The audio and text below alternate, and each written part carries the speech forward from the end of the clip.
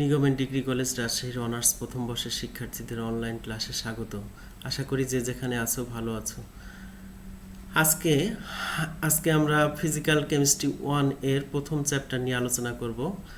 প্রথম চ্যাপ্টারের শিরোনাম হচ্ছে স্টেট অফ দ্য ম্যাটার, অর্থাৎ পদার্থের অবস্থা।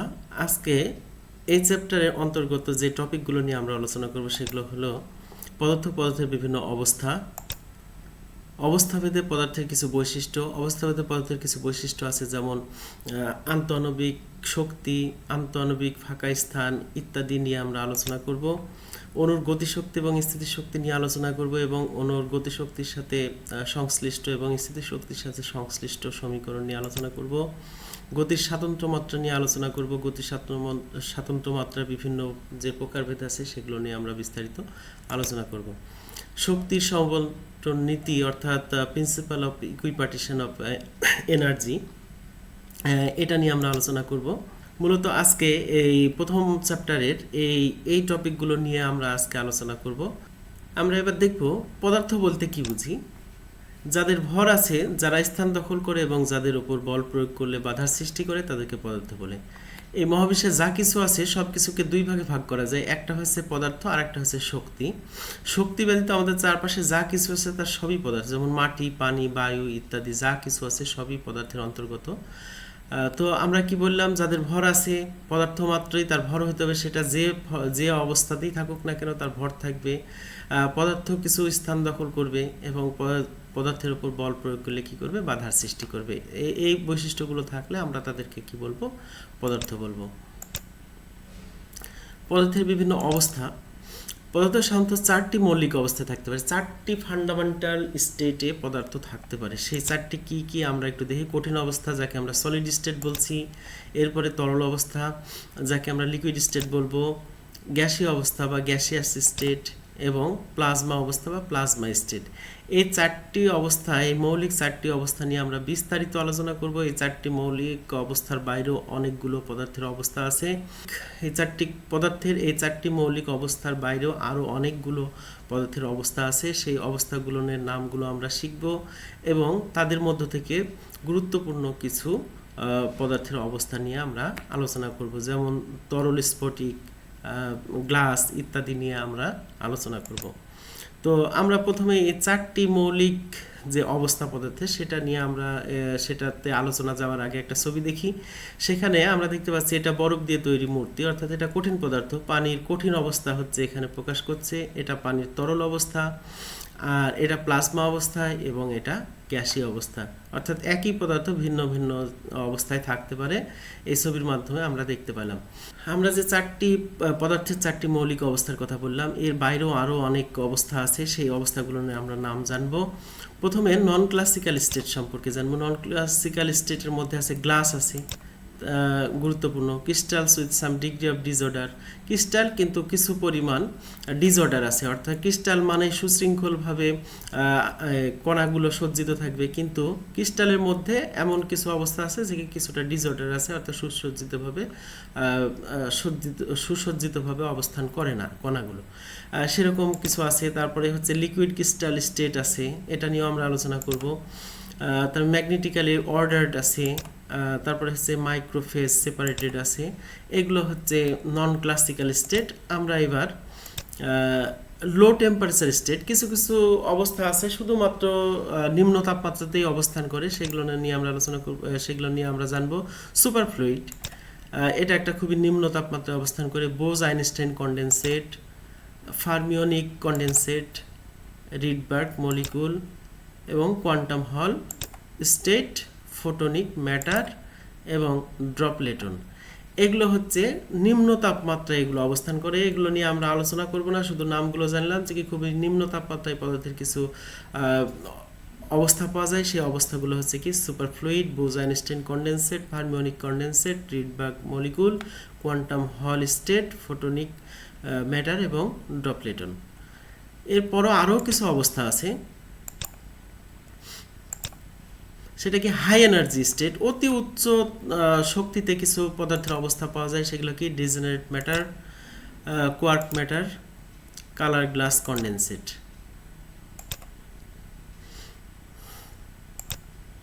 এরপরে আরও কিছু প্রস্তাবিত নাম আছে পদার্থের সুপার সলিড, এটা একটা প্রস্তাবিত অবস্থা পদার্থের। আর একটা আছে স্ট্রিং নেট লিকুইড, এটাও একটা প্রস্তাবিত। আর একটা আছে সুপার গ্লাস। তো প্রথমে আমরা আসি কঠিন অবস্থা বা কঠিন পদার্থ বলতে কি বুঝি, সলিড স্টেট বলতে কি বুঝি। আমরা যে সকল পদার্থের নির্দিষ্ট আকার এবং আয়তন আছে তাদেরকে কঠিন পদার্থ বলে, যেমন হীরা, গ্রাফাইট, সিলিকা, ফেনল ইত্যাদি। অর্থাৎ যাদের নির্দিষ্ট আকার এবং আয়তন আছে তাদেরকে আমরা কি বলবো, কঠিন পদার্থ বলবো। আর পদার্থ হতে গেলে তো তার কি হতে হবে, ভর থাকতে হবে, সে বল প্রয়োগে বাধা প্রয়োগ করবে, সে জায়গা দখল করবে, এই বৈশিষ্ট্যগুলো থাকলে তাকে পদার্থ বলবো। কিন্তু পদার্থের মধ্যে আবার নির্দিষ্ট আকার এবং আয়তন আছে যাদের, তাদেরকে আমরা কি বলবো, কঠিন পদার্থ বলবো। যেমন হীরা, এটা একটা কঠিন পদার্থ। আমাদের কঠিন পদার্থের অনুসরণের মধ্যে আন্তঃআণবিক আকর্ষণ বল সবচেয়ে বেশি এবং আন্তঃআণবিক ফাঁকা স্থান সবচেয়ে কম, ফলে কঠিন পদার্থের কণাসমূহ এত দৃঢ়ভাবে আটকে থাকে যে তারা স্বাধীনভাবে নড়াচড়া করতে পারে না, শুধুমাত্র কম্পিত হতে পারে।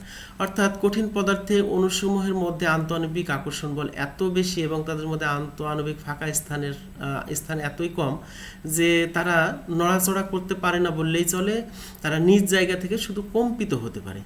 এই হলো কঠিন পদার্থের বৈশিষ্ট্য। কঠিন পদার্থ দানাদার এবং অদানাদার, অর্থাৎ ক্রিস্টালাইন এবং অ্যামরফাস, এই দুই অবস্থায় থাকতে পারে।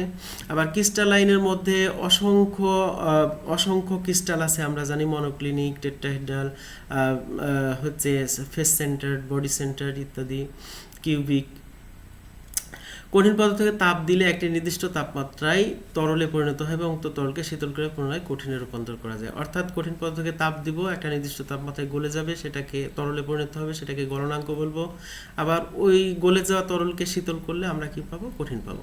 তবে কিছু কিছু কঠিন পদার্থকে তাপ দিলে তা না গলে সরাসরি গ্যাসে রূপান্তরিত হয়, এই প্রক্রিয়াটাকে বলা হয় সাবলিমেশন। অর্থাৎ কঠিনকে তাপ দিলে আমার সরাসরি তরলে যাওয়ার কথা, গ্যাসে যাওয়ার কথা না, কিন্তু কিছু পদার্থ আছে যাদেরকে তাপ দিলে তরলে না গিয়ে সরাসরি গ্যাসে রূপান্তরিত হয়, এই প্রক্রিয়াটাকে বলা হয় সাবলিমেশন। তেমনিভাবে কিছু কিছু গ্যাসকে শীতল করলে তা তরলে রূপান্তরিত না হয়, সরাসরি কঠিনে রূপান্তরিত হয়। অর্থাৎ এটার বিপরীত প্রক্রিয়া, যে কিছু গ্যাসকে শীতল করলে তরল না হয়ে সরাসরি কঠিনে হয়, এই প্রক্রিয়াটার নাম হচ্ছে কি ডিপোজিশন। এখানে আমরা কঠিন অবস্থায় কণাগুলো কিভাবে পরস্পরের খুব কাছাকাছি সুসজ্জিত অবস্থায় থাকে, এদের মধ্যে আন্তঃআণবিক আকর্ষণ বল অনেক বেশি এবং আন্তঃআণবিক ফাঁকা স্থান নাই বললেই চলে। এগুলো সব প্রত্যেকটা এক একটা কণা, এই কণাগুলোর মাঝে ফাঁক খুবই কম এবং এদের মধ্যে আকর্ষণ খুবই দৃঢ়। এই হলো কঠিন অবস্থা। আমরা এবার তরল অবস্থা নিয়ে আলোচনা করব। যে সকল পদার্থের নির্দিষ্ট আকার নাই, যখন যে পাত্রে রাখা হয় সেই পাত্রের আকার ধারণ করে কিন্তু নির্দিষ্ট আয়তন আছে, তাদেরকে তরল পদার্থ বলে, যেমন পানি, ইথানল, তৈল ইত্যাদি। অর্থাৎ পদার্থের কি হবে, আকার নাই, যখন যে পাত্রে রাখা হবে সেই পাত্রেই আকার ধারণ করবে কিন্তু নির্দিষ্ট আয়তন আছে, এরকম যদি বৈশিষ্ট্য থাকে তাহলে তাদেরকে বলবো তরল।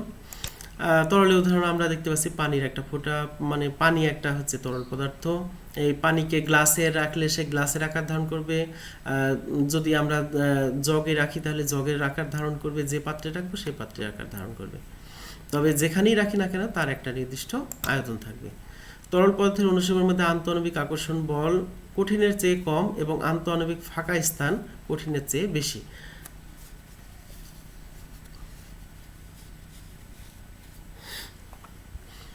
অর্থাৎ এদের আন্তঃআণবিক আকর্ষণ বল তুলনামূলক কঠিনের চাইতে কম এবং ফাঁকা স্থান বেশি কঠিনের চেয়ে। আন্তঃআণবিক ফাঁকা স্থান তুলনামূলক বেশি হওয়া সত্ত্বেও তরল অসংকোচনযোগ্য, ইনকম্প্রেসিবল, অর্থাৎ তরলে যথেষ্ট চাপ প্রয়োগ করলে এর আয়তনে পরিবর্তন হয় না। অর্থাৎ আমরা যে বলছি ফাঁকা স্থান আছে এবং আন্তঃআণবিক আকর্ষণ কম, তাহলে একে যদি চাপ দিই তাহলে আয়তন কমে যাওয়ার কথা, কিন্তু আসলে তরলের আয়তন কমে না। আন্তঃআণবিক আকর্ষণ বল কিছুটা কম হয়, তরলের কণাসমূহ নড়াচড়া করতে পারে, যার ফলে এর গঠন দৃঢ় হয় না বরং সচল হয়। আমরা জানি পানি কোনো কিছুর উপর রাখলে সেটা গড়িয়ে যায়, কারণ এটা মোবাইল। এর মোবাইল হওয়ার কারণ আন্তঃআণবিক আকর্ষণ বল কম, ফলে কণাসমূহ কি করতে পারে, নড়াচড়া করতে পারে। এর ফলে এর গঠনগুলো কি হয় না, সুদৃঢ় হয় না, এরা হচ্ছে সচল হয়। তরলকে তাপ দিলে গ্যাসে পরিণত হয়, যাকে স্ফুটনাঙ্ক বলবো, এবং উক্ত গ্যাসকে শীতল করলে পুনরায় তরলে রূপান্তর হয়। আমরা একটা তরলের গঠন দেখতে পাচ্ছি। তরলের কণাগুলো পরস্পর থেকে একটু একটু দূরে, অনেক দূরে দূরে অবস্থান করছে, যার ফলে এদের আন্তঃআণবিক আকর্ষণ বল কম, ফলে এই কণাগুলো পরস্পর থেকে চলাচল করতে পারে, ফলে এরা সচল। গ্যাসীয় অবস্থা, গ্যাসিয়াস স্টেট সম্পর্কে জানবো। যে সকল পদার্থের নির্দিষ্ট আকার এবং আয়তন কোনোটাই নাই তাদেরকে গ্যাসীয় পদার্থ বলে, অর্থাৎ আকার আয়তন কোনোটাই আর নির্দিষ্ট নাই, যেমন বায়ু, অ্যামোনিয়া ইত্যাদি। এটা আমরা জলীয় বাষ্প দেখতে পাচ্ছি, এটা হচ্ছে গ্যাসীয় অবস্থা। গ্যাসীয় পদার্থের অণুসমূহ পরস্পর হতে বিচ্ছিন্নভাবে এত দূরে অবস্থান করে যে তাদের মধ্যে কার্যত কোনো আন্তঃআণবিক আকর্ষণ বল থাকে না, এবং আন্তঃআণবিক ফাঁকা স্থান অনেক অনেক বেশি। এরা একটা থেকে আরেকটা এতই বিচ্ছিন্নভাবে দূরে দূরে অবস্থান করে যে তাদের মধ্যে কার্যত কোনো আন্তঃআণবিক আকর্ষণ বল নাই। যদি তাদেরকে সংকোচন করা হয় তাহলে তারা কাছাকাছি আসবে, তখন আবার তাদের মধ্যে আন্তঃআণবিক আকর্ষণ থাকবে, কিন্তু যখন গ্যাসীয় অবস্থায় থাকবে তারা এতই দূরে দূরে অবস্থান করে যে কার্যত তাদের মধ্যে আন্তঃআণবিক আকর্ষণ বল নাই। গ্যাসীয় কণাসমূহের গতিশক্তি অনেক বেশি হয়, এরা প্রায় স্বাধীনভাবে চলাচল করতে পারে, ফলে গ্যাস পরিমাণে যত কমই হোক এবং গ্যাস পাত্রের আয়তন যত বড়ই হোক না কেন, গ্যাস অণুসমূহ ওই পাত্রের সমস্ত আয়তন দখল করবে। অর্থাৎ আমি 1 লিটার গ্যাসকে যদি আমি 1 লিটার পাত্রে রাখি তাহলে তার আয়তন 1 লিটারই থাকবে, আবার যদি আমি 1 লিটার গ্যাসকে 100 লিটার পাত্রে রাখি তাহলে তার ওই গ্যাসের আয়তন হয়ে যাবে 100 লিটার। অর্থাৎ পাত্রের আয়তন যত বড় হোক আর গ্যাস যত পরিমাণে কমই হোক না কেন, ওই পাত্রে সমস্ত আয়তন দখল করবে। যে তাপমাত্রা বা তার নিচের তাপমাত্রায় কোনো গ্যাসকে শুধু চাপ প্রয়োগে তরলে পরিণত করা যায় তাকে সংকর তাপমাত্রা বলে। অর্থাৎ সংকর তাপমাত্রা এমন একটা তাপমাত্রা যে তাপমাত্রা কিংবা তার নিচের তাপমাত্রায় গ্যাসকে যথেষ্ট পরিমাণ চাপ প্রয়োগ করলে সেটা তরলে পরিণত হবে, কিন্তু তার উপরে কোনো তাপমাত্রায় রেখে যতই চাপ দিই না কেন গ্যাসটি তরলে পরিণত হবে না, এটাকে সংকর তাপমাত্রা বলে। কোনো গ্যাস যদি তার সংকর তাপমাত্রা নিচে থাকে তবে সেই গ্যাসকে বাষ্প বা ভ্যাপার বলে। অর্থাৎ আমরা এখানে বুঝতে পারছি একটা গ্যাসীয় অবস্থায় আছে, কিন্তু তার যে তাপমাত্রায় গ্যাসটি আছে সেটা হচ্ছে তার সংকর তাপমাত্রার নিচে, তাহলে তাকে আমরা কি বলবো, বাষ্প বলবো। আর যদি সংকর তাপমাত্রা চাপের উপরে থাকে, সংকর চাপ এবং সংকর তাপমাত্রা উপরে থাকে, তবে তাকে বলবো সুপার ক্রিটিক্যাল ফ্লুইড, SCF বলবো। এটা আমরা গ্যাসের কণাগুলো দেখতে পাচ্ছি, এত দূরে দূরে পরস্পর গ্যাসের কণাগুলো বিদ্যমান যে এদের মধ্যে কার্যত কোনো আকর্ষণ বল নাই, কিন্তু আমরা একে যখন চাপ দিব এই কণাগুলো পরস্পরের কাছাকাছি আসবে তখন তাদের মধ্যে আন্তঃআণবিক আকর্ষণ বল বাড়বে, যার কারণে আমরা গ্যাসকে তরল করতে পারি। এবার আমরা প্লাজমা অবস্থা নিয়ে আলোচনা করব। প্লাজমা অবস্থা হলো পদার্থের এমন একটি অবস্থা যেখানে ধনাত্মক চার্জে চার্জিত নিউক্লিয়াস বিমুক্ত স্বাধীন ঋণাত্মক ইলেকট্রনের মধ্যে ভাসতে থাকে। প্লাজমা অবস্থার উদাহরণ হলো lightning, electric sparks, fluorescent lights, neon lights, plasma television ইত্যাদি। তাহলে এটা একটা পদার্থের এমন একটা অবস্থা যেখানে কণা থেকে বা পরমাণু থেকে কি হবে, ইলেকট্রন বেরিয়ে যাবে, দিয়ে স্বাধীনভাবে ইলেকট্রনগুলো অবস্থান করবে, তার মাঝে ক্যাটায়নগুলো বা নিউক্লিয়াস, ধনাত্মক চার্জযুক্ত নিউক্লিয়াস কি করবে, ভাসতে থাকবে। এই অবস্থাটাকে প্লাজমা বলবো। এটা কখন সৃষ্টি হয়, লাইটনিং অর্থাৎ বজ্রপাত যখন সৃষ্টি হয়, গ্যাসীয় কণাগুলো আয়নিত হয়ে যায়, ফলে ইলেকট্রন আলাদা হয়ে যায়, ক্যাটায়ন আলাদা হয়ে যায়, সেই অবস্থাটাকে প্লাজমা অবস্থা বলবো। ইলেকট্রিক স্পার্কের মাধ্যমেও আমরা কি করতে পারি, গ্যাসকে ইলেকট্রিক স্পার্ক দিয়ে আমরা প্লাজমা অবস্থার সৃষ্টি করতে পারি। ফ্লোরোসেন্ট লাইটগুলো যেগুলো আমাদের চলে সেখানে কি হয়, প্লাজমা অবস্থার সৃষ্টি হয়। নিয়ন লাইট যেগুলো আমাদের চলে সেখানেও প্লাজমা অবস্থার সৃষ্টি হয়, এবং প্লাজমা টেলিভিশন আছে সেই টেলিভিশনে প্লাজমা অবস্থার সৃষ্টি হয়। এটা আমরা যখন বজ্রপাত ঘটছে তখন গ্যাসীয় কণাগুলো জলীয় বাষ্পের কণাগুলো কি হয়, আয়নিত হয়ে যায়, কিংবা বাতাসে বিদ্যমান গ্যাসের কণাগুলো আয়নিত হয়ে যায়, তখন প্লাজমা অবস্থার সৃষ্টি হয়। গ্যাসের নাই প্লাজমারও নির্দিষ্ট আকার এবং আয়তন নাই। যেহেতু এরা গ্যাসীয় অবস্থায় থাকবে তাহলে এদের গ্যাসের নাই নির্দিষ্ট আকার এবং আয়তন কোনোটাই থাকবে না, কিন্তু এখানে বলে রাখছি গ্যাসসমূহ চার্জহীন, গ্যাসসমূহ হবে সামগ্রিকভাবে চার্জহীন এবং বিদ্যুৎ অপরিবাহী, কিন্তু প্লাজমা অবস্থায় কি হবে, এটা হচ্ছে বিদ্যুৎ পরিবাহী হবে এবং এরা চুম্বক ধর্ম প্রদর্শন করবে। দুইভাবে প্লাজমা অবস্থার সৃষ্টি করা যায়, যথা গ্যাসকে অতি উচ্চ বিভব পার্থক্যের সেলে রেখে অথবা পদার্থকে অতি উচ্চ তাপমাত্রায় উত্তপ্ত করলে পরমাণু হতে ইলেকট্রন বেরিয়ে যায় এবং প্লাজমা অবস্থার সৃষ্টি হয়। অর্থাৎ দুটা ভাবে করব। আমরা কি করব, একটা সেল নিব, সেখানে গ্যাস রাখবো, সেই দুই প্রান্তে, সেলের দুই প্রান্তে অতি উচ্চ বিভব পার্থক্য সৃষ্টি করব, তাহলে গ্যাস আয়নিত হয়ে যাবে এবং প্লাজমা অবস্থার সৃষ্টি হবে। অথবা আমরা কি করব, অতি উচ্চ তাপমাত্রায় উত্তপ্ত করব। উত্তপ্ত করলে কি হবে, পরমাণুতে ইলেকট্রন বেরিয়ে যাবে এবং প্লাজমা অবস্থার সৃষ্টি হবে। আমরা এখানে একটা প্লাজমা অবস্থা দেখতে পাচ্ছি, যেখানে ইলেকট্রনগুলো স্বাধীনভাবে ভেসে বেড়াচ্ছে, তার মধ্যে ধনাত্মক চার্জযুক্ত ক্যাটায়নগুলো ভেসে বেড়াচ্ছে। এই যে অবস্থা, এটাকে আমরা বলছি প্লাজমা অবস্থা। আমরা এই চার প্রকার মৌলিক পদার্থের এই চার প্রকার যে মৌলিক অবস্থা দেখলাম, এই অবস্থাগুলোর পরিবর্তন, দশার পরিবর্তন কিভাবে ঘটে আমরা একটু ব্যাখ্যা করব। আমরা যদি কঠিনকে যদি আমরা তাপ দেই, তাহলে তার গলনাঙ্কে মেল্টিং পয়েন্টে কি হবে, সেটা তরলে পরিণত হবে। আবার কিছু পদার্থ বললাম যে কি তরল না হয়ে সরাসরি কি হয়, গ্যাসে পরিণত হয়, সেই প্রক্রিয়াটাকে কি বলবো, সাবলিমেশন। আবার যে কঠিনকে তরল করলে যে সেই তরলটাকে যদি আমরা শীতল করি, যাকে আমরা ফ্রিজিং বলি, শীতল করি, তাহলে আবার পুনরায় ওই হচ্ছে কঠিন পদার্থকে পাবো। আবার যদি যে গ্যাসটা সাবলিমেশনের মাধ্যমে যে গ্যাসটা আসলো, সেই গ্যাসটাকে যদি আমরা ডিপোজিশন করি, তাহলে আমরা কি পাবো, কঠিন পদার্থ পাবো। আবার লিকুইডকে যদি আমরা তাপ দেই, তাহলে তার ভেপোরাইজেশনের ফলে কি হবে, গ্যাসীয় কণায় পরিণত হবে। সেই গ্যাসকে আবার যদি আমরা ঘনীভবন করি, কনডেনসেশন করি, তাহলে আবার তরল পাবো। এই গ্যাস যে তৈরি হলো, সেই গ্যাসকে যদি আমরা আরও বেশি তাপ দিই, তাহলে আয়নাইজেশন ঘটবে, প্লাজমা অবস্থার সৃষ্টি হবে। আবার সেই প্লাজমাকে আমরা যদি ডিআয়নাইজেশন করি, তাহলে কি হবে, আবার গ্যাসটা ফিরে পাবো। এই যে এইদিকে কি হচ্ছে, এইদিকে ক্রমান্বয়ে তাপমাত্রা বাড়ছে, অর্থাৎ এনথালপি অফ দ্য সিস্টেম বাড়ছে এদিকে। তাহলে আমরা কঠিনকে তাপ দিলে তরল হবে, তরলকে তাপ দিলে গ্যাস হবে, গ্যাসকে তাপ দিলে প্লাজমা অবস্থার সৃষ্টি হবে। প্লাজমাকে ডিআয়নাইজেশন করলে গ্যাস হবে, গ্যাসকে ঘনীভবন করলে তরল হবে, তরলকে আবার শীতল করলে কি হবে, কঠিন পদার্থ হবে। এটাকে আমরা বলছি দশা পরিবর্তন বা ফেজ ট্রানজিশন। পদার্থের অন্যান্য গুরুত্বপূর্ণ যে অবস্থাগুলো নিয়ে কথা বলেছি, তার মধ্য থেকে অতি গুরুত্বপূর্ণ কিছু সিলেবাসে আছে, সেই বিষয়গুলো নিয়ে আমরা আলোচনা করব। প্রথমে আসি গ্লাস বলতে কি বুঝি। গ্লাস হলো অদানাদার অ্যামরফাস কঠিন পদার্থ, অর্থাৎ এরা ক্রিস্টালাইন নয়, এরা অ্যামরফাস কঠিন পদার্থ, যাদেরকে তাপ দিলে সরাসরি এক নির্দিষ্ট তাপমাত্রা তরলে পরিণত হয় না, বরং গ্লাস ট্রানজিশন ধর্ম প্রদর্শন করে, তাদেরকে গ্লাস বলে। এখন এই গ্লাস ট্রানজিশন ধর্ম বলতে আমরা যেটা বুঝি, তার আগে আমরা একটা যদি সাধারণ কঠিন পদার্থকে আমরা তাপ দিই, তাহলে তার একটা নির্দিষ্ট তাপমাত্রায় সেটা কঠিন পদার্থ হতে তরল পদার্থে রূপান্তর হবে।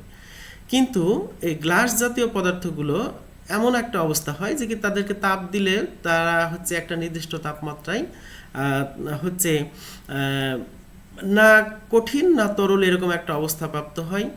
এই অবস্থাটা একটা নির্দিষ্ট তাপমাত্রা পর্যন্ত ধরে রাখে, তারপরের তাপমাত্রায় এই পদার্থগুলো গলে যায়। এটাকে বলা হয় গ্লাস ট্রানজিশন ধর্ম। তাহলে গ্লাস হলো এমন একটি পদার্থ যারা একটা নির্দিষ্ট তাপমাত্রায় তরলে পরিণত হবে না, তাদেরকে বরং গ্লাস ট্রানজিশন ধর্ম প্রদর্শন করবে, তাকে গ্লাস বলবো।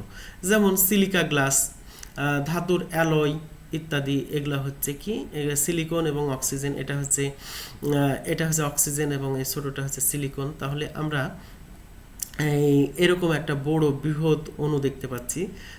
এই এটা হচ্ছে একটা গ্লাস। এই গ্লাসকে যদি আমরা তাপ দিই, তাহলে একটা নির্দিষ্ট তাপমাত্রায় এরা গলবে না, হচ্ছে একটা গ্লাস ট্রানজিশনের মধ্য দিয়ে অতিবাহিত হবে। উদাহরণ সিলিকেট সমূহ, যেমন কাঁচ, যত ঘর বাড়ির জানালার কাঁচ, তারপরে ধাতুর সংকর, পলিমার ইত্যাদি গ্লাস ধর্ম প্রদর্শন করে।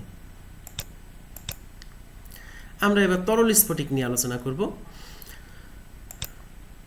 তরল স্ফটিক অবস্থা হলো পদার্থের এমন একটি অবস্থা যেখানে একই পদার্থের ভিতর তরল এবং কঠিন উভয় ধর্মের মাঝামাঝি অবস্থা বিদ্যমান থাকে। অর্থাৎ তরল স্ফটিক হলো লিকুইড ক্রিস্টাল হলো intermediate state of solid and liquid. তাহলে এটার ইন্টারমিডিয়েট ধর্ম থাকবে, প্রপার্টিস থাকবে কার, তরল এবং কঠিন উভয়েরই মাঝামাঝি একটা ধর্ম বিদ্যমান থাকবে। যে সকল পদার্থের, তাদেরকে আমরা বলবো তরল স্ফটিক। যেমন প্যারা অ্যাজোক্সি অ্যানিসল 118 ডিগ্রি সেলসিয়াস তাপমাত্রা হতে 136 ডিগ্রি সেলসিয়াস তাপমাত্রা পরিসরে তরল স্ফটিক ধর্ম প্রদর্শন করে, যেটা আমরা গ্লাস ট্রানজিশনের কথা বললাম, সেই রকম একটা জিনিস। এই যৌগটাকে যদি আমরা উত্তপ্ত করতে থাকি তাহলে এটা কি হবে, নির্দিষ্ট তাপমাত্রায় না গলে 118 ডিগ্রি সেলসিয়াস তাপমাত্রায় এমন একটা অবস্থার সৃষ্টি হবে যেখানে একই অণুর কিছু অংশ গলে যাবে, গলে তরলে পরিণত হয়ে যাবে, সেটা সচল অর্থাৎ মোবাইল হবে, আর কিছু অংশ তখনও কঠিন অবস্থায় বিদ্যমান থাকবে এবং ক্রিস্টালের সকল ধর্ম ক্রিস্টালের ধর্ম বহন করবে। তাহলে আমরা দেখতে পাচ্ছি প্যারা অ্যাজোক্সি অ্যানিসল এই যৌগটাই যে 118 হতে 136 ডিগ্রি সেলসিয়াসের মধ্যে কী হবে, একই অণুর কিছু অংশ গলে তরলে পরিণত হবে, আবার কিছু অংশ কঠিন অবস্থায় বিদ্যমান থাকবে। এই যে অবস্থা, এই অবস্থাটাকে আমরা বলবো তরল স্ফটিক। একই পদার্থের অণুতে দানাদার অদানাদার অর্থাৎ ক্রিস্টাল এবং অ্যামরফাস অংশ বিদ্যমান থাকলে ওই পদার্থটিকে তাপ দিলে একটি নির্দিষ্ট তাপমাত্রায় এর অদানাদার অংশ গলে গিয়ে সচল তরলে পরিণত হয়, কিন্তু দানাদার অংশ না গলে দৃঢ় কঠিন অবস্থায় থাকে, অর্থাৎ এই অবস্থায় পদার্থের মধ্যে তরল ও কঠিন উভয় ধর্ম বিদ্যমান থাকে। এই অবস্থাকে তরল স্ফটিক বলে। আমরা যা প্যারা অ্যাজোক্সি অ্যানিসলের ক্ষেত্রে আমরা বললাম 118 হতে 136 ডিগ্রি সেলসিয়াস তাপমাত্রায়, এরকম প্রত্যেকটা তরল স্ফটিকের কি থাকবে, একটা নির্দিষ্ট টেম্পারেচার রেঞ্জ থাকবে, সেই রেঞ্জের মধ্যে কি হবে, তার অ্যামরফাস অংশটা গলে তরলে পরিণত হয়ে যাবে, সেটা সচল হবে, কিন্তু দানাদার অংশ অর্থাৎ ক্রিস্টালাইন অংশটা কি হবে, কঠিন অবস্থায় থাকবে, সেটা গলবে না, একটা নির্দিষ্ট তাপমাত্রা পর্যন্ত না গলে সেটা কঠিন অবস্থায় থেকে যাবে, সেখানে ক্রিস্টালের ধর্ম বা কেলাসের ধর্ম বিদ্যমান থাকবে। তাহলে কি ওই অবস্থাটাই আমরা দেখতে পাচ্ছি একই সাথে তরল, একই অণুতে একই সাথে তরল এবং কঠিনের ধর্ম বিদ্যমান। তাহলে এই অবস্থাটাকে আমরা বলবো তরল স্ফটিক। এই অবস্থায় আরও তাপ দিলে তাপমাত্রা বাড়তে বাড়তে একটি নির্দিষ্ট তাপমাত্রায় পদার্থের দানাদার অংশ গলে যায় এবং পদার্থটি সম্পূর্ণরূপে তরলে পরিণত হয়। মধ্যবর্তী এই তাপমাত্রাকে গ্লাস ট্রানজিশন তাপমাত্রা বা টেম্পারেচার বলে। আমরা এবার সিস্টেম, সারাউন্ডিং এবং বাউন্ডারি নিয়ে একটু আলোচনা করব। তাপগতিবিদ্যায় যেখানে পরীক্ষা করা হয় তাকে সিস্টেম বলা হয়। যে অংশ নিয়ে আমরা পরীক্ষা করব সেটাকে আমরা কি বলবো, সিস্টেম বলবো। যে বদ্ধ পৃষ্ঠ দ্বারা সিস্টেম আবদ্ধ থাকে, যার মধ্যে দিয়ে শক্তি এবং ভর প্রবেশ করতে পারে বা বের হতে পারে, তাকে বাউন্ডারি বলবো। অর্থাৎ যে বদ্ধ পৃষ্ঠ দ্বারা পুরো সিস্টেমটা আবদ্ধ থাকবে সেটাকে আমরা কি বলবো, বাউন্ডারি বলবো। আর সিস্টেমের বাইরের সমস্ত কিছুকে পারিপার্শ্বিক, সারাউন্ডিং বলবো। অর্থাৎ সিস্টেমের বাইরে যে অংশগুলো থাকবে সেটাকে আমরা পারিপার্শ্বিক বা সারাউন্ডিং বলবো। আমরা একটা ছবি দেখব। এই যে এই গ্রে কালারের এই অংশটুকু আমরা সিস্টেম বলছি, এই যে বদ্ধ পৃষ্ঠ দ্বারা এটা আবদ্ধ সেটাকে আমরা বাউন্ডারি বলছি, এটা হচ্ছে বাউন্ডারি এই পৃষ্ঠটা, এবং বাউন্ডারির চারপাশে যা আছে সেটাকে আমরা কি বলছি, সারাউন্ডিং, পারিপার্শ্বিক বা সারাউন্ডিং। এই সিস্টেমের বাইরে যা কিছু আছে সেটাকে আমরা বলছি সারাউন্ডিং, আর এই সারাউন্ডিংটা পুরো ইউনিভার্সের অংশ। আমরা এবার মাইক্রোস্কোপিক সিস্টেম নিয়ে আলোচনা করব। যে সকল সিস্টেমের আকার পারমাণবিক মাত্রা অর্থাৎ 10 মিটার এর কাছাকাছি এবং খালি চোখে দেখা যায় না, সে সকল সিস্টেমকে মাইক্রোস্কোপিক সিস্টেম বলে।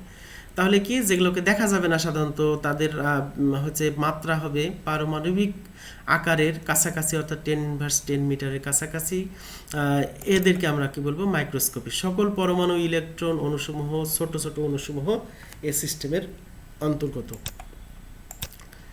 এবার আমরা ম্যাক্রোস্কোপিক সিস্টেম, ম্যাক্রো মানেই বড়, তাহলে যে সকল সিস্টেমের আকার পারমাণবিক মাত্রার চেয়ে বড় এবং প্রায় খালি চোখে দেখা যায় সে সকল সিস্টেমকে ম্যাক্রো সিস্টেম বলবো। ম্যাক্রো মানেই বড়, বৃহৎ, অসংখ্য পরমাণু দ্বারা গঠিত কঠিন, তরল এবং গ্যাস এই সিস্টেমের অন্তর্গত। অর্থাৎ এখানে কি হবে, অসংখ্য পরমাণু থাকবে যা সাধারণত এই পারমাণবিক মাত্রার চেয়ে অনেক বড় হবে, আকারটা, ব্যাসটা, এবং খালি চোখেই প্রায় দেখা যাবে অনেক ক্ষেত্রে। তাহলে আমরা এবার আন্তঃআণবিক শক্তি নিয়ে আলোচনা করব। পদার্থের অণুসমূহের মধ্যে যে আকর্ষণ বা বিকর্ষণ বল কাজ করে তাদেরকে আন্তঃআণবিক শক্তি বা ইন্টারমলিকুলার ফোর্স বলে। অর্থাৎ আন্তঃআণবিক শক্তি কি, আকর্ষণও হতে পারে, বিকর্ষণও হতে পারে। অণুর অন্তঃআণবিক শক্তির তুলনায় আন্তঃআণবিক শক্তি খুবই দুর্বল। অন্তঃআণবিক বা ইন্ট্রামলিকুলার ফোর্স, বানানটা এখানে ইন্টার আর এখানে ইন্ট্রা। ইন্টারমলিকুলার ফোর্স বা অন্তঃআণবিক শক্তি বলতে রাসায়নিক বন্ধনকে বোঝায়, যেমন সমযোজী বন্ধন, সেটা অনেক শক্তিশালী। কিন্তু আন্তঃআণবিক আকর্ষণ বল ভ্যান ডার ওয়ালস বলকে বোঝায়, সেটা হচ্ছে তুলনামূলক দুর্বল। Dipole dipole, ion dipole, London dispersion force, dipole induced dipole ইত্যাদি হলো কি আন্তঃআণবিক শক্তির উদাহরণ। অর্থাৎ ভ্যান ডার ওয়ালস শক্তির যে প্রকারভেদগুলো আছে সেগুলো সবই কি আন্তঃআণবিক শক্তির উদাহরণ। আমরা এখানে দেখতে পাচ্ছি যে এটা একটা সেল অণু, এটা একটা সেল অণু, তড়িৎ ঋণাত্মকতার পার্থক্য না, এখানে পোলারিটি সৃষ্টি হয়েছে, এটা অর্থাৎ ডাইপোল, এটা একটা ডেল্টা মাইনাস ডেল্টা প্লাস। তাহলে এটা একটা ডাইপোল, এটা একটা ডাইপোল, এরা যখন পাশাপাশি আসে তখন এর ঋণাত্মক প্রান্ত এর ধনাত্মক প্রান্তকে আকর্ষণ করে। এখন এই যে এই বন্ধনগুলো দেখতে পাচ্ছি, এটা হচ্ছে অন্তঃআণবিক আকর্ষণ বল, এটা হচ্ছে সমযোজী বন্ধন, আর এটা হচ্ছে হাইড্রোজেন বন্ধন। এটাকে আমরা কি বলছি, এটা আন্তঃআণবিক শক্তি। এইটা হচ্ছে আন্তঃআণবিক শক্তি, এই সমযোজী বন্ধনের তুলনায় এটা দুর্বল।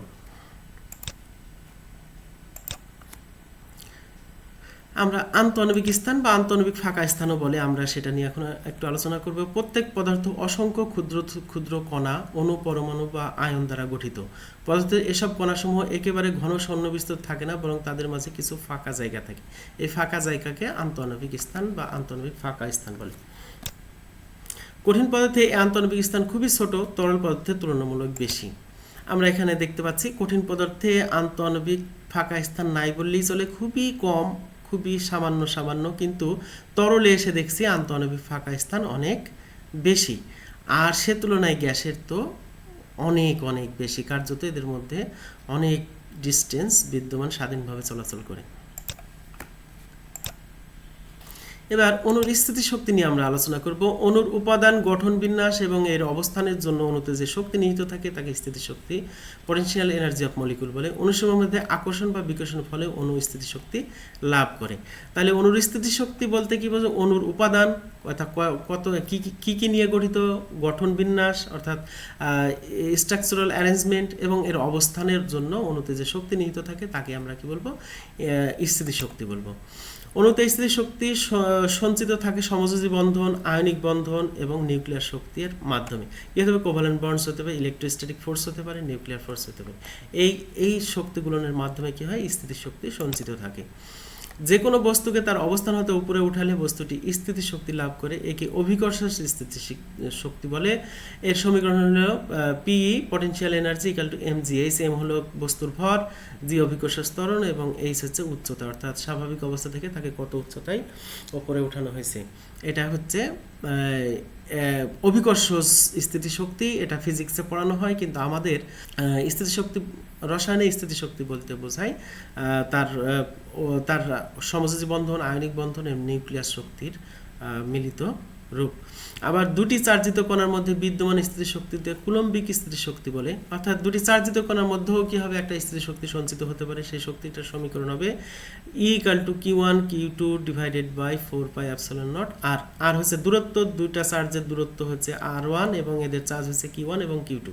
তাহলে এটা হচ্ছে কি কুলম্বিক স্থিতিশক্তি। তাহলে আমরা তিন প্রকার স্থিতিশক্তি সম্পর্কে জানলাম। একটা হচ্ছে অণুর মধ্যে রাসায়নিক বন্ধন এবং নিউক্লিয়ার শক্তির মাধ্যমে একটা শক্তি সঞ্চিত থাকে, সেটাই আমাদের বিবেচনা বিষয়। আর একটা হচ্ছে কি, যে কোনো বস্তুকে আমরা এক অবস্থান থেকে আরেক অবস্থানে নিয়ে গেলে তারা সেটির মধ্যে কাজ করার একটা শক্তি অর্জন করে, সেটাকে আমরা বলছি অভিকর্ষ স্থিতিশক্তি এবং তার সমীকরণ P = mgh। আবার দুটি চার্জিত কণার মধ্যে স্থিতিশক্তি সঞ্চিত হতে পারে, সেই সঞ্চিত শক্তির সমীকরণ হচ্ছে Q1 Q2 divided by 4πε0 r। এগুলা ধ্রুবক, এটা আর দুটা কণার মধ্যবর্তী দূরত্ব এবং দুটা কণার চার্জ হচ্ছে Q1 এবং Q2। অণুর গতিশক্তি নিয়ে আমরা একটু আলোচনা করব। পরম শূন্য তাপমাত্রার বা যাকে আমরা অ্যাবসলিউট জিরো টেম্পারেচার বলি, উপরে পরম শূন্য তাপমাত্রার উপরে সকল গ্যাসীয় অণুসমূহ নড়াচড়া করে। এই নড়াচড়ার ফলে অণুসমূহ শক্তি লাভ করে, একে অণুর গতিশক্তি বলে, কাইনেটিক এনার্জি অফ মলিকুল বলে। অর্থাৎ অণুসমূহ কি করবে, অণুসমূহ নড়াচড়া করবেই, সেই নড়াচড়ার ফলে তার মধ্যে একটা শক্তি সঞ্চিত হয়। আর যেহেতু এটা গতির ফলে শক্তি সঞ্চিত হয়, এটাকে আমরা কি বলবো, গতিশক্তি বা কাইনেটিক এনার্জি অফ মলিকুল বলবো। অণুর ভর m এবং বেগ c হলে এর গতিশক্তির সমীকরণ হবে গতিশক্তি E সমান 12 mc²। এটা হচ্ছে তার ওই কণার গতিশক্তি। আবার n সংখ্যক কণার গতিশক্তি আমরা লিখতে পারি হাফ mc²। আমরা যদি একটি কণার গতিশক্তি হাফ mc² হয় তাহলে n সংখ্যক কণার তাহলে গুণ করে দিতে হবে হাফ mn c²। 1 মোল আদর্শ গ্যাসের জন্য আমরা পাই PV = RT। n আমরা বসাইনি কারণ 1 মোল আমরা বলিয়ে দিচ্ছি 1 মোল, তাহলে n এর মান 1, তাহলে PV = RT। আবার গ্যাসের গতীয় সমীকরণ হতে আমরা পাই PV = 1/3 mn c²। এটা গ্যাসের গতীয় সমীকরণ হতে পাই। তাহলে এখানে PV = RT, এখানে PV = 1/3 mn c²। তাহলে আমরা কি লিখতে পারি? আমরা লিখতে পারি RT = 1/3 mn c²। বা RT সমান আমরা এখানে একটু গতির সমীকরণটা আনবো, তাহলে হাফ লাগবে আমাদের। এই হাফ আনার জন্য আমরা একটু কৌশল খাটালাম, উপরে 2 দিলাম, 2/3 × হাফ, তাহলে এই 2 কেটে যায়, তার মানে 1/3 হয়। তাহলে আমরা কি করলাম? একটু কৌশল খাটিয়ে 2/3 করলাম × হাফ mn c²। বা RT = 2/3 × EK। EK হচ্ছে কি মোট শক্তি, কারণ কি n সংখ্যক অণুর গতিশক্তি, তার মানে কি মোট শক্তি। মোট শক্তি হচ্ছে EK বা EK = এটা তাহলে উল্টাই যাবে, EK এই পাশে নিয়ে গেলে 3/2 RT বা EK is proportional T। এখানে যেহেতু আর একটা ধ্রুবক, যেটা সার্বজনীন গ্যাস ধ্রুবক 3/2, এটা ধ্রুবক, তাহলে আমরা লিখতে পারি EK is proportional T। অর্থাৎ কোনো গ্যাসের মোট গতিশক্তি তার পরম তাপমাত্রা T, যেহেতু পরম তাপমাত্রার সমানুপাতিক। আমরা আরেকটা সমীকরণ দেখব, গ্যাসের গতীয় সমীকরণ হতে পাই আমরা কিছুক্ষণ আগে বললাম PV = 1/3 mn c² বা PV = 1/3 mc²। কারণ হলো আমরা আণবিক ভর m সমান আণবিক ভর, সেটাকে m ছোট হাতের m, এটা হচ্ছে একটি কণার ভর এবং n সংখ্যক অণু, তাহলে n সংখ্যক অণুকে যদি তার ভর দ্বারা গুণ করি তাহলে তার আণবিক ভর পাওয়া যায়। তাহলে আমরা m সমান mn লিখতে পারি, যেটা হচ্ছে আণবিক ভর। তাহলে আমরা লিখতে পারি PV = 1/3 mc² বা RT। PV = যেহেতু RT, তাহলে আমরা কি লিখতে পারি? এই PV সমান RT লিখতে দিতে পারি। তাহলে আগের মতো আমরা কৌশল নিব 2/3 × হাফ mc²। বা এবার কি করব? উভয় পক্ষকে এই অ্যাভোগাড্রোর সংখ্যা n দ্বারা ভাগ করে দেব। তাহলে R/n × T = 2/3 × half m/n c²। n দ্বারা উভয় পক্ষকে কি করলাম? ভাগ করলাম। এখন আমরা জানি R/n সমান K, যেটা বোল্টজম্যান ধ্রুবক। K কে বলা হয় বোল্টজম্যান ধ্রুবক এবং R/n সেটা।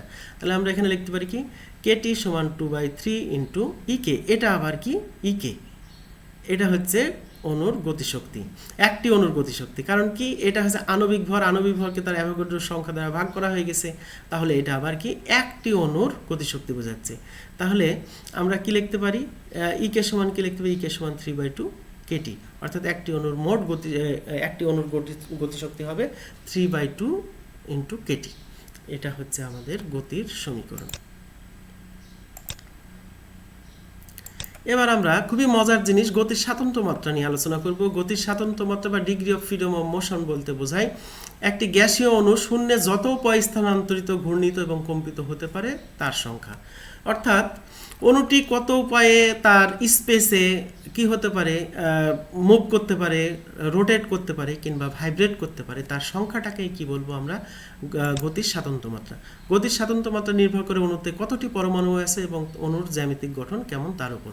অর্থাৎ এটা ইন্টারলি নির্ভর করে, ডিপেন্ড করে যে কতটা পরমাণু আছে এবং তার জ্যামিতিক গঠন কেমন, সেটা সরলরৈখিক না অসরলরৈখিক সেটার উপর। গতির স্বাতন্ত্র্য মাত্রা 3 প্রকার, যথা স্থানান্তর স্বাতন্ত্র্য মাত্রা বা ট্রান্সলেশনাল ডিগ্রিজ অফ ফ্রিডম আমরা বলবো। আরেকটা হচ্ছে আবর্তন স্বাতন্ত্র্য মাত্রা বা রোটেশনাল ডিগ্রিজ অফ ফ্রিডম বলবো। আরেকটা হচ্ছে কম্পন স্বাতন্ত্র্য মাত্রা বা ভাইব্রেশনাল ডিগ্রিজ অফ ফ্রিডম বলবো। তাহলে প্রথমে আসি আমরা স্থানান্তর স্বাতন্ত্র্য মাত্রা বা ট্রান্সলেশনাল ডিগ্রিজ অফ ফ্রিডম। শূন্যে অণুর স্বাধীনভাবে নড়াচড়ার মোট উপায়কে স্থানান্তর স্বাতন্ত্র্য মাত্রা বলে। অর্থাৎ স্পেসে একটি অণু স্বাধীনভাবে কত উপায়ে নড়াচড়া করতে পারে, এটাই হচ্ছে তার স্থানান্তর স্বাতন্ত্র্য মাত্রা। যেহেতু অণু XYZ 3টি অক্ষর বরাবর স্বাধীনভাবে চলাচল করতে পারে, তাই সকল অণুর স্থানান্তর স্বাতন্ত্র্য মাত্রা হবে 3। অণুর জ্যামিতিক গঠন এবং পরমাণুর সংখ্যা যাই হোক না কেন, সেটা এক পরমাণবিক হোক বা বহু পারমাণবিক হোক, সেটা সরলরৈখিক হোক কিংবা অসরলরৈখিক হোক, যাই হোক না কেন, অণুটি হয় x অক্ষ বরাবর, না হলে y অক্ষ বরাবর, না হলে z অক্ষ বরাবর, এই 3টি অক্ষ বরাবরই সে নড়াচড়া করতে পারে। তাহলে তার সকল অণুর স্থানান্তর স্বাতন্ত্র্য মাত্রা হবে, ট্রান্সলেশনাল ডিগ্রিজ অফ ফ্রিডম হবে 3। এবার আমরা আবর্তন স্বাতন্ত্র মাত্রা নিয়ে আলোচনা করব। কোনো অণুর ভর কেন্দ্রের সেন্টার অফ মাস যেটাকে বলছি, তাহলে কোনো অণুর ভর কেন্দ্রের চারপাশে নিজ অক্ষ ব্যতীত অণুটি শূন্যে যত উপায়ে আবর্তন করতে পারে তাই তার আবর্তন স্বাতন্ত্র মাত্রা। অর্থাৎ তার সেন্টার অফ মাস যে অক্ষ বরাবর থাকবে সেই অক্ষ ব্যতীত অপর অক্ষে সে কত উপায়ে আবর্তন করতে পারে তাই তার হবে কি আবর্তন স্বাতন্ত্র মাত্রা। সুতরাং এক পরমাণুভুক নিষ্ক্রিয় গ্যাসের জন্য আবর্তন স্বাতন্ত্র মাত্রার মান 0। কারণ কি? কারণ এর ভরকেন্দ্র সরাসরি পরমাণু নিউক্লিয়াস বরাবর গেছে, এর আবর্তন স্বাতন্ত্র মাত্রার মান হবে 0। সরলরৈখিক অণুর জন্য আবর্তন স্বাতন্ত্র মাত্রার মান হবে 2। আমরা জানি সরলরৈখিক অণুর জন্য তাদের সকল পরমাণুর মধ্য দিয়ে তার ভরকেন্দ্র গেছে, তাহলে সেই অক্ষ ব্যতীত অপর দুটি অক্ষ বরাবর সে হচ্ছে আবর্তন করতে পারে, তাহলে তার আবর্তন স্বাতন্ত্র মাত্রা হচ্ছে কি 2। অসরলরৈখিক অণুর জন্য আবর্তন স্বাতন্ত্র মাত্রা হবে 3। অসরলরৈখিক হলে সেই অণুটির আবর্তন স্বাতন্ত্র মাত্রা হবে 3। তাহলে আমরা কি পেলাম? যদি এক পরমাণু হয় 0, সরলরৈখিক হলে সেটা দ্বিপরমাণুক বা ত্রিপরমাণু যাই হোক, সরলরৈখিক হলে সেটা হবে 2। আর যদি অসরলরৈখিক হয়, নন লিনিয়ার হয়, তাহলে সেটা হবে কি 3। আমরা এবার কম্পন স্বাতন্ত্র মাত্রা নিয়ে আলোচনা করব। কোনো অণুতে বিদ্যমান পরমাণুসমূহ পরস্পরের সাপেক্ষে যত উপায়ে কম্পিত হতে পারে তাই তার কম্পন স্বাতন্ত্র মাত্রা। তাহলে কি স্পেসে হচ্ছে কোনো অণুর পরমাণুসমূহ পরস্পরের সাপেক্ষে যত উপায়ে কম্পিত হতে পারে তাই তার আবর্তন স্বাতন্ত্র মাত্রা। আমরা একটা পানির অণুর আবর্তন স্বাতন্ত্র মাত্রা কীরকম হতে পারে, সেটা কিভাবে কম্পিত হতে পারে, কত উপায়ে কম্পিত হতে পারে, সেটা আমরা একটু দেখব।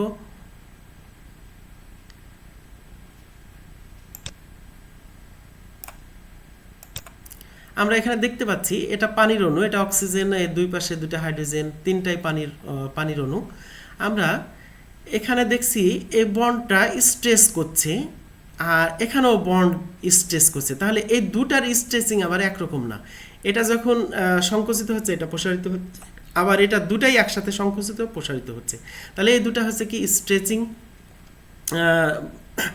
আর হচ্ছে এটা হচ্ছে কি বেন্ড করছে, বাঁকছে, পরস্পর এই হাইড্রোজেন দুটা বেঁকে বেঁকে আসছে, অর্থাৎ এটা বেন্ডিং আর এই দুটা হচ্ছে কি স্ট্রেচিং।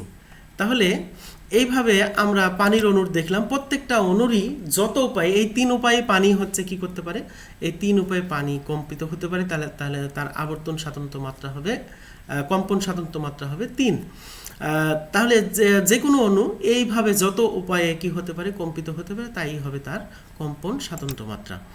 কোনো অণুর সর্বমোট স্বাতন্ত্র মাত্রা হলো 3n। 3n হতে স্থানান্তর এবং আবর্তন স্বাতন্ত্র মাত্রা বাদ দিলে কম্পন স্বাতন্ত্র মাত্রার মান পাওয়া যায়, যেখানে n হলো অণুর মোট পরমাণুর সংখ্যা। অণুতে বিদ্যমান মোট পরমাণুর সংখ্যা হচ্ছে n, আর মোট স্বাতন্ত্র মাত্রা সেটা translational plus rotational plus vibrational, অর্থাৎ স্থানান্তর, আবর্তন এবং কম্পনের সর্বমোট স্বাতন্ত্র মাত্রা হলো 3n। তাহলে কম্পন স্বাতন্ত্র মাত্রার মান বের করতে হলে আমাকে কি করতে হবে, মোট স্বাতন্ত্র মাত্রা হতে স্থানান্তর এবং আবর্তন স্বাতন্ত্র মাত্রার মান বিয়োগ করতে হবে, তাহলে আমরা কম্পন স্বাতন্ত্র মাত্রার মান পেয়ে যাব। এক পরমাণু নিষ্ক্রিয় গ্যাসের জন্য কম্পন স্বাতন্ত্র মাত্রার মান 0। তাহলে এক পরমাণুর জন্য কি পেলাম, এটা স্থানান্তর তো 3 হবে, সকল অণুর জন্য 3 পেলাম, কিন্তু এর আবর্তন স্বাতন্ত্র মাত্রা 0 এবং কি কম্পন স্বাতন্ত্র মাত্রার মানও 0। সরলরৈখিক অণুর জন্য কম্পন স্বাতন্ত্র মাত্রার মান হবে 3n-5। যেহেতু সরলরৈখিকের জন্য স্থানান্তর হবে 3 এবং আবর্তন হবে 2, তাহলে 3 আর 2 5, তাহলে মোট হচ্ছে 3n হবে কম্পন স্বাতন্ত্র মাত্রা। তেমনইভাবে অসরলরৈখিক অণুর জন্য কম্পন স্বাতন্ত্র মাত্রার মান হবে 3n-6। কারণ কি, অসরলরৈখিক হলে তার স্থানান্তর স্বাতন্ত্র মাত্রার মান 3 এবং আবর্তন স্বাতন্ত্র মাত্রাও 3, তাহলে 3 + 3 6, আর যেহেতু সর্বমোট হচ্ছে 3n, তাহলে 3n-6, এটা হবে কি কম্পন স্বাতন্ত্র মাত্রা। এটা আমরা একটা ছকের মাধ্যমে দেখব। স্বাতন্ত্র মাত্রা আসে কি স্থানান্তর, আবর্তন, কম্পন এবং মোট এক পরমাণু কোনো, সরলরৈখিক কোনো, অসরলরৈখিক কোনো। তাহলে স্থানান্তর 3, আবর্তন 0, কম্পন 0, সর্বমোট 3, সেটা কি এক পরমাণুকের জন্য। আর সরলরৈখিক অণুর জন্য কি হবে, স্থানান্তর 3, আবর্তন 2, আর মোট যেহেতু 3n, তাহলে কি হবে কম্পন হবে 3n-5। আর অসরলরৈখিক অণুর জন্য হবে কি স্থানান্তর 3, আবর্তন 3, তাহলে স্থানান্তর প্লাস আবর্তন 6, মোট হচ্ছে 3n, তাহলে 3n-6 হচ্ছে কম্পন। এখানে বলে রাখি যদি কম্পন স্বাতন্ত্র মাত্রার যে মোট মান সে তার মধ্যে আছে স্ট্রেচিং এবং বেন্ডিং। স্ট্রেচিং হবে n-1 সংখ্যক, n-1 সংখ্যক হবে স্ট্রেচিং এবং বাকিটা হবে বেন্ডিং। যেমন আমরা পানির ক্ষেত্রে যদি বলি 3টি পরমাণু আছে, তাহলে মোট হবে 3 × 9, 9টি হচ্ছে মোটন স্বাতন্ত্র মাত্রা হবে 9, এর মধ্যে স্থানান্তর 3 এবং আবর্তন 3, তাহলে হয়ে গেল 6। তাহলে অবশিষ্ট থাকলো কি 9 - 6 = 3। 3টির মধ্যে n-1 অর্থাৎ 3 - 1 2, দুটি হবে স্ট্রেচিং যা আমরা অলরেডি দেখেছি এবং একটি হবে বেন্ডিং। এইভাবে আমাদের স্ট্রেচিং এবং বেন্ডিং ফ্রিকোয়েন্সিও বের করা যায়। তাহলে পানিতে স্ট্রেচিং হচ্ছে দুটি, কারণ কি 3টি n এর মান 3 হতে 1 বাদ, তাহলে হবে দুটি। আর তাহলে মোট কম্পন স্বাতন্ত্র মাত্রা হবে 3, তাহলে 3 হতে যদি 2 বাদ দেওয়া যায় তাই একটি হবে বেন্ডিং। শক্তি সমবন্টন নীতি নিয়ে আমরা এখন আলোচনা করব। শক্তি সমবন্টন নীতি অনুযায়ী অণুর মোট শক্তি এর সকল স্বতন্ত্র মাত্রার মধ্যে সমভাবে বণ্টিত হয়, অর্থাৎ যতগুলো স্বতন্ত্র মাত্রা থাকবে তার মধ্যে তার মোট শক্তি সমভাবে বণ্টিত হবে। এই তত্ত্ব অনুযায়ী অণুর গড় গতিশক্তি এক্স অক্ষের সমান্তরালে যা হবে ওয়াই অক্ষের সমান্তরালে তাই হবে এবং জেড অক্ষের সমান্তরালে একই হবে। অর্থাৎ একটি অণুর গড় গতিশক্তি যদি এক্স অক্ষ বরাবর যে যা হবে ওয়াই অক্ষ একই হবে, সমান্তরালে একই হবে, জেড অক্ষের সমান্তরালে একই হবে। শুধু তাই নয়, প্রতিটি আবর্তন স্বাতন্ত্র মাত্রাও একই পরিমাণ গড় শক্তি বিদ্যমান থাকবে। এটাই হচ্ছে শক্তি সমবন্টন নীতি, অর্থাৎ এর প্রতিটি স্বাতন্ত্র মাত্রায় শক্তি সমভাবে কি হবে বণ্টিত অবস্থায় থাকবে। আমরা একটু গাণিতিকভাবে দেখব। এটা গুণগতভাবে শক্তি সমবন্টন নীতি দুইভাবে বিশ্লেষণ করা যায়, একটা হচ্ছে গুণগত কোয়ালিটেটিভ আর একটা হচ্ছে কোয়ান্টিটেটিভ। আমরা কোয়ালিটেটিভটা দেখলাম, এবার আমরা কোয়ান্টিটেটিভটা দেখব। তো একটি অণু ভি বেগে চলাচল করছে, আবার এক্স ওয়াই জেড অক্ষ বরাবর অণুটির বেগের উপাংশ হলো V X V Y V Z. এটা আমরা ধরলাম যে অণুর বেগ হচ্ছে ভি আর হচ্ছে সেটার এক্স ওয়াই জেড অক্ষ বরাবর উপাংশ হচ্ছে V X V Y V Z. সুতরাং আমরা লিখতে পারি যে V square equal to V x square plus V Y square plus V Z square, এটা হচ্ছে লব্ধি বেগ। তাহলে আমরা এটা লিখতে পারি উভয় পক্ষকে হাফ এম দ্বারা গুণ করে পাই half M v square equal to half M V x square plus half M v Y square plus half M V Z square. এই সমীকরণ থেকে আমরা এটা লিখতে পারি, কারণ হাফ এম দ্বারা উভয় পক্ষকে আমরা গুণ করেছি।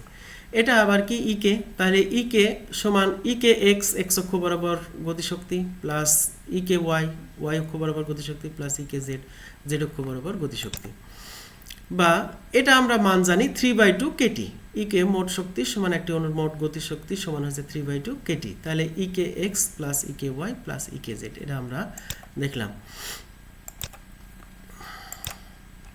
যেহেতু অণুটি যে কোনো অক্ষে ছোটাছুটির সম্ভাবনা সমান, সেহেতু আমরা লিখতে পারি V x square equal V Y square equal V Z square. অর্থাৎ অণুটি স্বাধীনভাবে যে কোনো অক্ষ বরাবর ছোটাছুটি স্বাধীনভাবে করতে পারে, তাহলে এর সম্ভাবনাও সমান। তাহলে আমরা এটা লিখতে পারি V x square equal V Y square equal V Z square. তাহলে হাফ এম দ্বারা আবারও আমরা এটাকে গুণ করব, তাহলে half M V x square equal to half M V Z V Y square equal to half M V Z square. তাহলে ইকে x সমান ইকে ওয়াই সমান ইকে জেড আমরা লিখতে পারি। আর যেহেতু মোট শক্তি ছিল 3/2 কেটি, তাহলে এটা যদি 3টা হয় তাহলে প্রতিটার মান হয় হাফ কেটি, কারণ আমরা যদি যোগ করি half Katie plus half Katie plus half Katie সমান 3/2 কেটি হয়। এটাই শক্তি সমবন্টন নীতি। ধন্যবাদ সবাইকে। করোনা মহামারীর সময় যে যেখানে আসো ভালো থাকো, সুস্থ থাকো এবং পড়াশোনার মধ্যে থাকো, এই আশাবাদ ব্যক্ত করে আজকের মতো এখানে শেষ করছি। ধন্যবাদ সবাইকে।